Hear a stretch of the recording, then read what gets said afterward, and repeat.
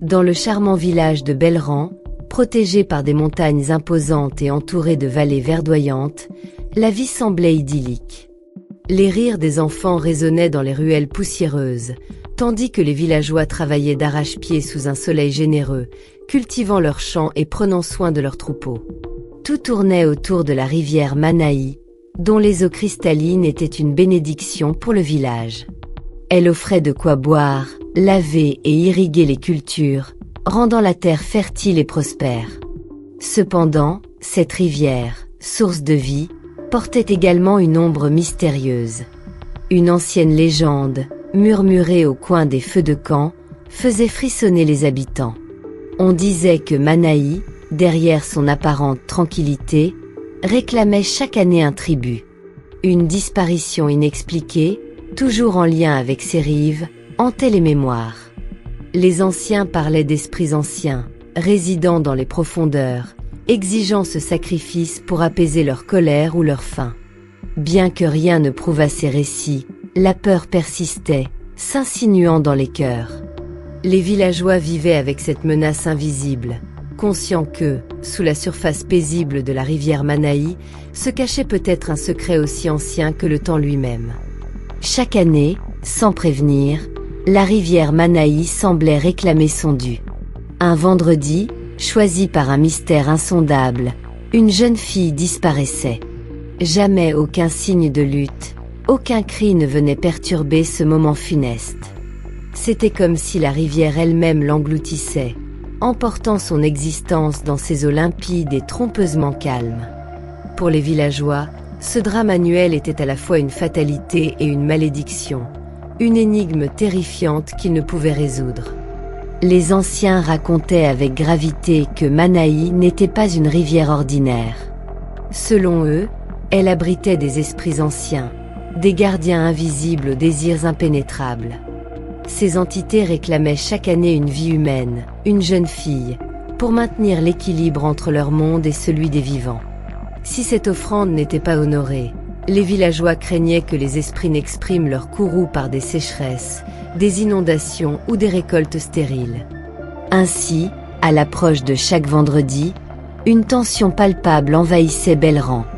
Les familles resserraient les rangs, surveillant leurs filles avec une vigilance désespérée. Les villageois évitaient la rivière, même les plus courageux n'osant défier le destin. Pourtant, la peur n'éteignait pas la résignation. La légende, transmise de génération en génération, imprégnait chaque pierre du village. Le silence pesant qui suivait chaque disparition semblait alourdir les eaux de Manaï. Et pourtant, la rivière continuait de serpenter paisiblement, reflétant le ciel comme si rien ne s'était jamais passé. Mais pour les habitants de Belleran, chaque reflet dans l'eau limpide rappelait l'inexorable sacrifice, et les regards se détournaient avec appréhension, comme pour éviter d'éveiller ce qui reposait dans les profondeurs insondables. Nadia, comme à son habitude, s'adressa à Lina d'un ton sec et impérieux. « Va chercher de l'eau à la rivière. » Le visage de la jeune fille se figea.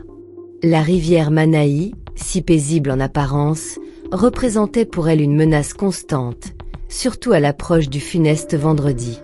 Elle hésita, espérant qu'Elias, son père, intervienne. Mais celui-ci, silencieux, baissa la tête, incapable de contrarier sa nouvelle épouse. Malgré sa peur, Lina n'avait pas le choix. Une punition encore plus cruelle l'attendait si elle refusait. Elle empoigna le seau en fer et se dirigea vers Manaï, son cœur battant à tout rompre.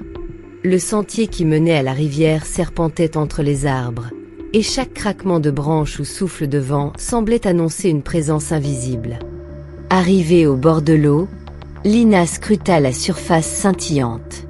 Rien ne semblait anormal, mais une étrange sensation de malaise l'envahit. En plongeant son seau dans l'eau, elle sentit une force oppressante, comme si la rivière elle-même l'observait. Un murmure faible mais distinct s'éleva, un son presque humain. Lina recula brusquement, laissant tomber son seau. L'eau sembla s'agiter, formant des ondulations inhabituelles. Terrifiée, elle fit un pas en arrière, Mais une voix douce et mélodieuse s'éleva dans l'air, l'appelant par son prénom. Lina. La jeune fille resta figée. Son instinct lui hurlait de fuir, mais une étrange curiosité l'immobilisait. La voix était à la fois apaisante et inquiétante, comme un appel irrésistible venant des profondeurs. Dans un ultime élan de courage, Lina recula et s'élança en courant vers le village, sans un regard en arrière, son souffle court et son cœur affolé. Sous les eaux agitées de la rivière Manaï, Lina sentit une force surnaturelle l'envelopper. Ce n'était pas seulement la poigne brutale du crocodile qui l'effrayait, mais une étrange énergie qui semblait émaner de l'eau elle-même. Alors qu'elle se débattait avec toute la force de son jeune corps, elle fut soudainement relâchée, comme si une volonté invisible avait ordonné au prédateur de la laisser partir. Lina, paniquée, tenta de remonter à la surface, mais une puissante aspiration l'attira plus profondément. Au lieu de suffoquer, elle découvrit avec stupeur qu'elle pouvait respirer. Autour d'elle, une lumière bleuâtre illuminait les profondeurs, dévoilant une immense caverne aquatique. Au centre, une silhouette féminine apparut, flottant gracieusement dans l'eau. Sa peau pâle scintillait comme la lune, et ses yeux perçaient l'âme de Lina. « Lina, n'aie pas peur », murmura la femme d'une voix mélodieuse, résonnant à la fois dans l'eau et dans l'esprit de la jeune fille. « Je suis l'esprit de Manaï, gardienne de ces eaux depuis des siècles. » Tremblante, Lina balbutia. « Pourquoi moi? Pourquoi m'avez-vous emmenée ?» L'esprit lui sourit avec une infinie tristesse. Chaque année, une offrande est nécessaire pour maintenir l'équilibre entre les vivants et les esprits des montagnes. Mais toi, Lina, tu n'es pas une simple victime.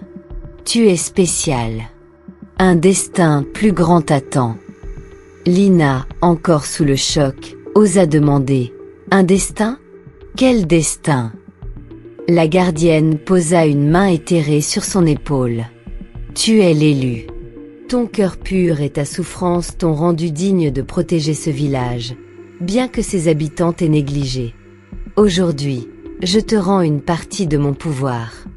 Avec lui, tu seras capable de repousser les ombres et d'apaiser les esprits. Avant que Lina ne puisse répondre, elle se sentit propulsée vers la surface. Elle émergea hors de l'eau, haletante, au bord de Manaï. Autour d'elle, le panier de linge gisait intact, comme si rien ne s'était passé. Mais au fond de son cœur, Lina savait que sa vie venait de basculer.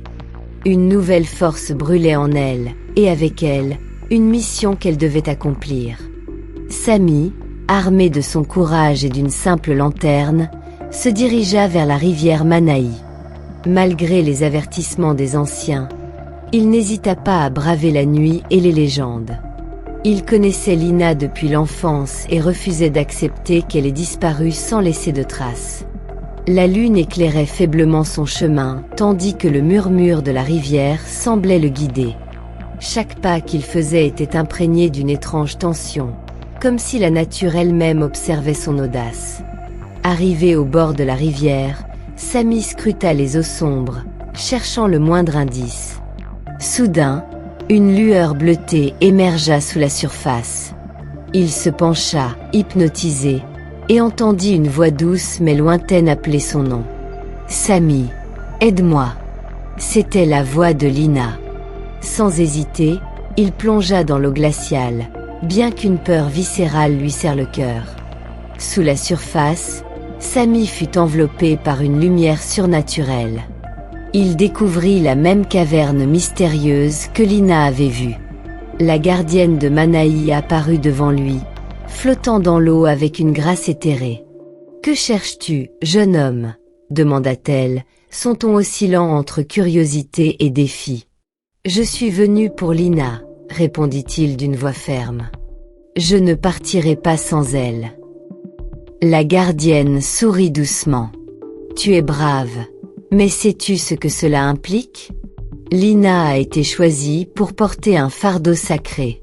Si tu souhaites l'aider, tu devras partager ce destin. » Sami hocha la tête sans hésiter.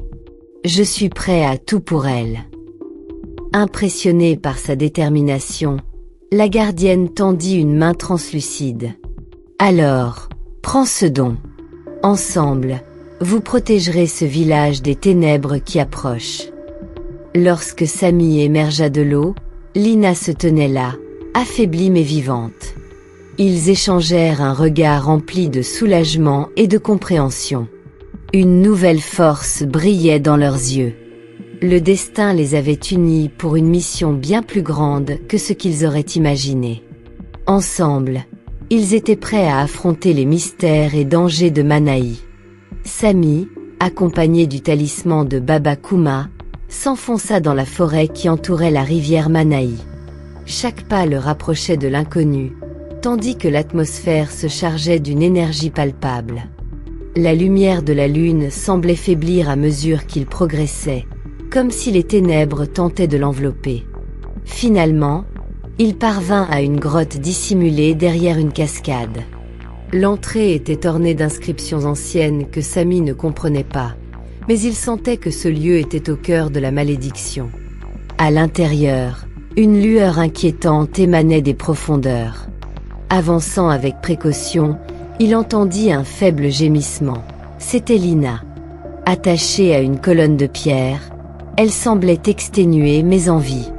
Samy se précipita vers elle, mais une voix grave et menaçante résonna dans la grotte. « Tu oses troubler mon sanctuaire !»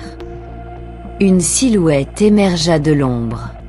Ce n'était pas un crocodile, mais une femme d'apparence humaine, avec des yeux luminescents et des écailles sombres recouvrant ses bras. C'était une sorcière, gardienne de la malédiction. Samy, armé de son courage et du talisman, affronta la sorcière dans un combat acharné.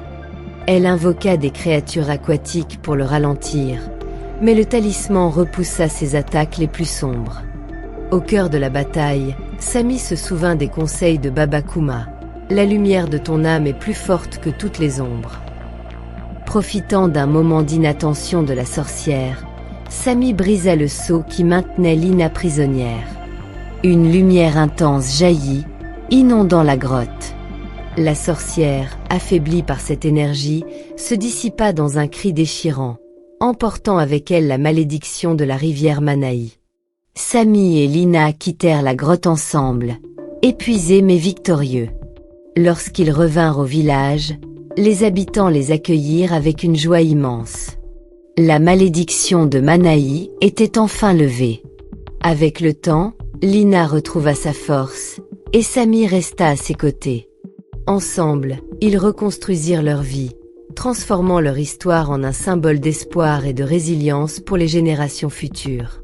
Plus jamais Manaï ne fut le théâtre de disparition, et son eau reprit son cours paisible, dépourvu de tout mystère.